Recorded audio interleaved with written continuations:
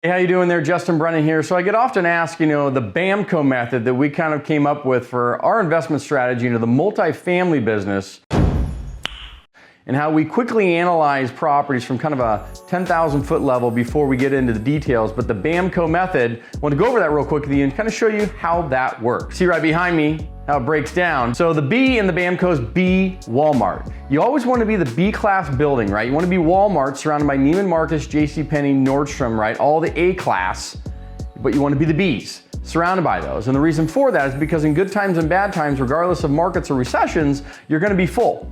Because when things change, people that are paying that $3,000 a month rent, they're going to be moving down into the $2,500, $2,000, $1,800, $900 dollar per month rent in that B to B minus B plus space. So you want to be the Bs surrounded by the As. That's the B Walmart. The A in it is all in at 75% of ARV. What I mean by that is this: when you go to acquire an apartment building, you're calculating the purchase price, closing costs, all the rehab money for renovations, everything you can think of, all in, whatever that number is, that needs to be 75% or less of what the exit estimated valuation is going to be down the road when you're stabilized.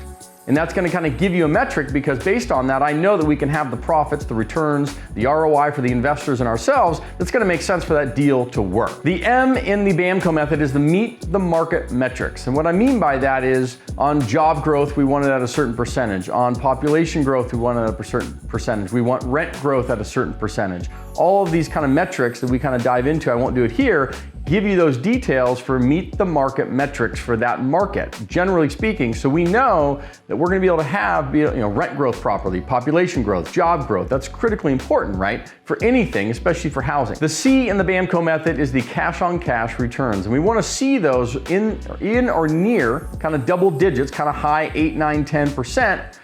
Around years 3 or 4 once we're stabilized and we're remodeled, right? Because if we're going through the rehab, remodeling, restabilizing, re-rent, all of that stuff, we want to see those cash on cash returns for the project, at or above that 8, 9, 10% range, because that's going to be able to give us the proper returns for everybody, including our investors. And then last but not least, the O in that Bamco method is the 1% rule. And what do I mean by that?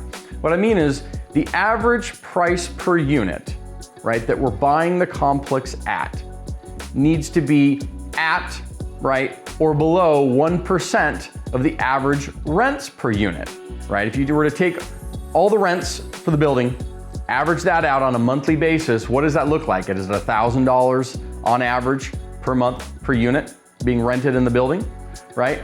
And then on the price per unit, 1% of that, what is that? Is that $900, right? What is that number? And that number needs to be less than the average rents per unit. And that's just a basis point, right? It's not always 100% accurate, but that's a good kind of 10,000 foot level before you're gonna dive in deep and really spend a lot of time getting into the weeds on a multifamily deal. So hope that makes sense. That's our Bamco method that we're using from a 10,000 foot level, and our underwriter and myself are looking at before we're diving in deep to really spend a lot of time on a deal. So you can implement these for yourself. Any other questions, if you're looking to invest, whether it's passively or actively, get in touch with us. Click on our links herein. Take care. We'll talk to you soon.